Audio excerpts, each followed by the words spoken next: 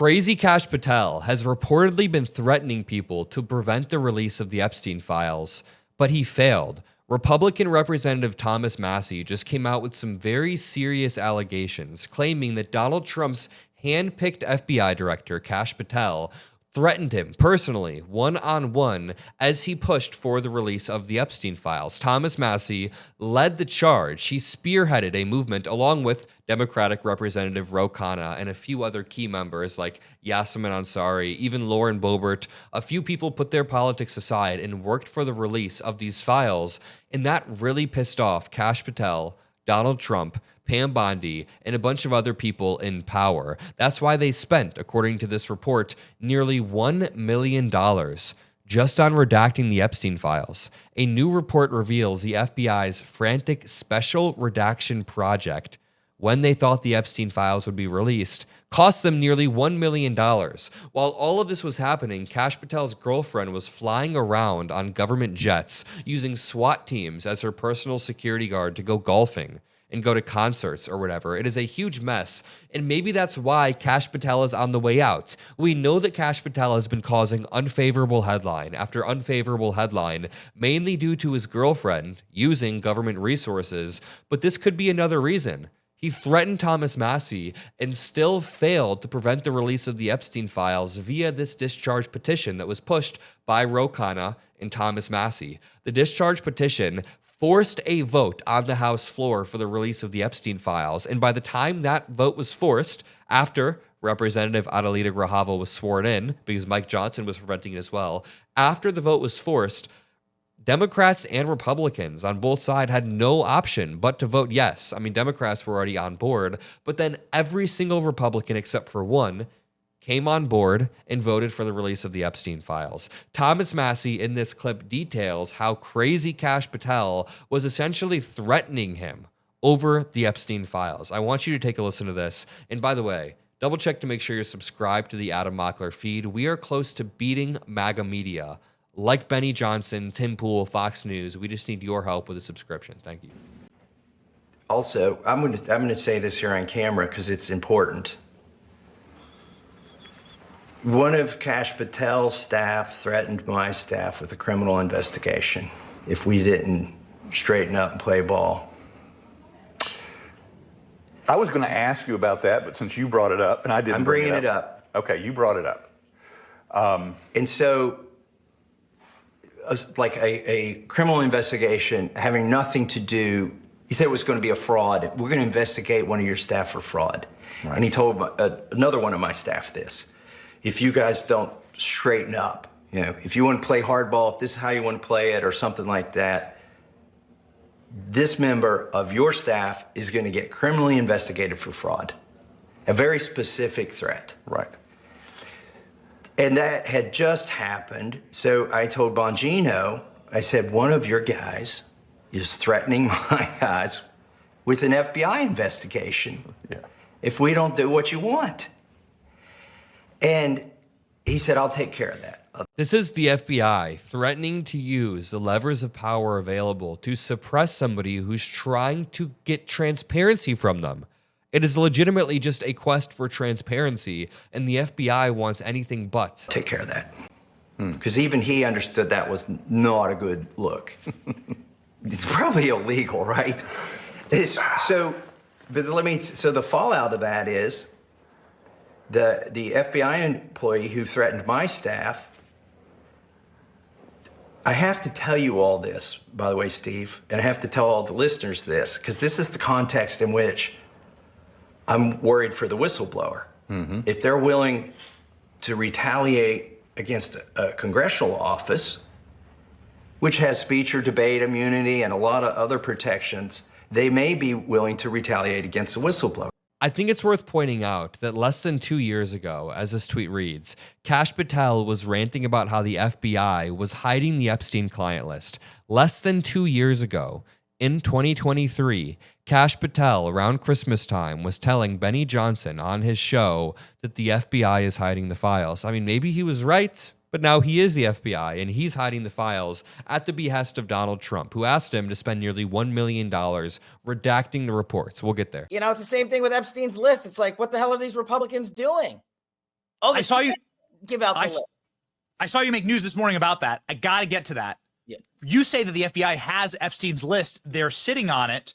That doesn't seem like something you should do. You're protecting the world's foremost predator. That seems like an evil thing to do, regardless of who may be embarrassed in the release of that list. Why is the FBI protecting the greatest pederast, the largest scale pederast in human history? Simple, because of who's on that list. Really quickly, Mockler Media just dropped some merch titled All I Want for Christmas Are the Epstein Files. You can find it if you click the link in the description, or it's below the video. Thank you all, and happy holidays. Simple, because of who's on that list. You don't think that Bill Gates is lobbying Congress night and day to prevent the disclosure of that list?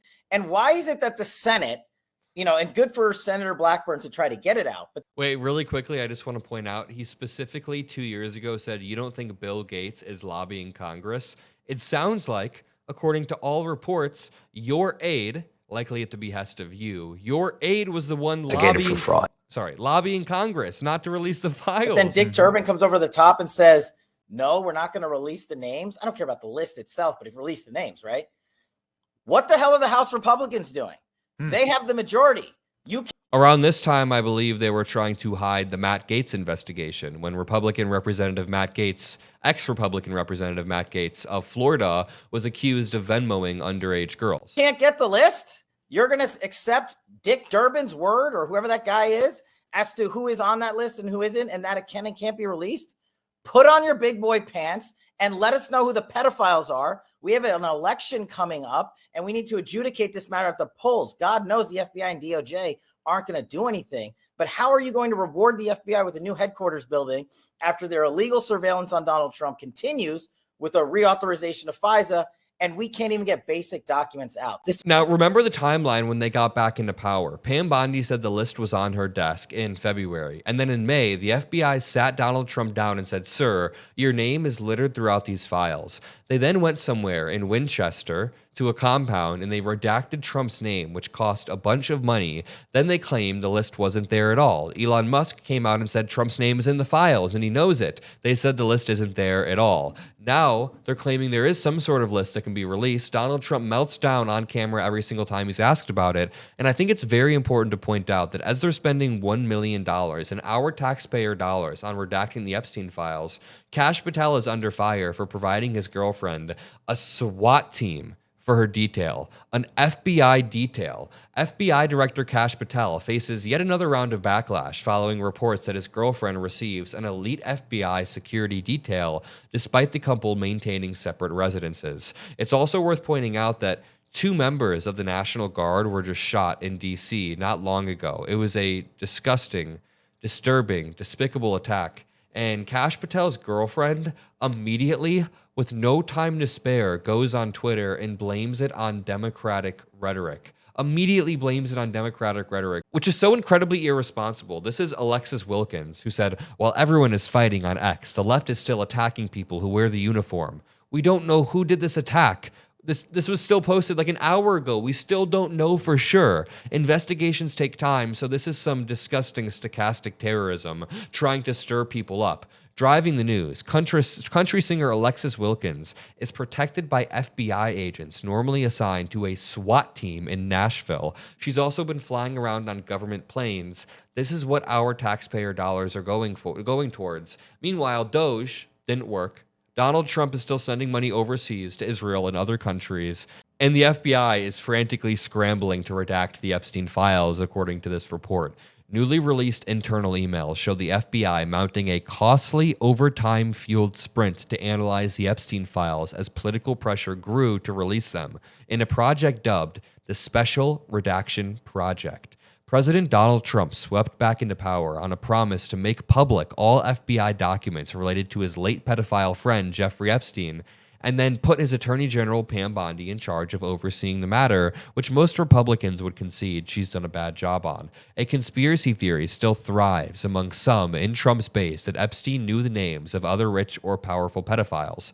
Correspondence obtained and detailed by Bloomberg's Freedom of Information Act files lays out how the FBI director Kash Patel sent about 1,000 special agents to the Bureau's Central Records Complex in Winchester, Virginia, for crash course redaction training on the Epstein Transparency Project. Is it just me or is this some 1984 shit? Like, this is an inherently contradictory sentence. Crash course redaction for Epstein transparency. Well, if you're redacting certain names, you're not quite being transparent. The documents chart the Bureau's hours, costs, and shifting directives from the Justice Department under Bondi, 60, who initially said Epstein's client list was sitting on my desk, she claimed. Bloomberg's records show the Bureau paid $851,000 in overtime between March 17th and March 22nd alone, clocking 4,737 overtime hours from January through July. Dude, just from 5 days alone, they spent almost $1 million on overtime just to redact these files. That is how serious they are. I'm going to leave it there. If you appreciate these videos, drop a like, comment a blue heart if you made it this far. I love you all, and peace out.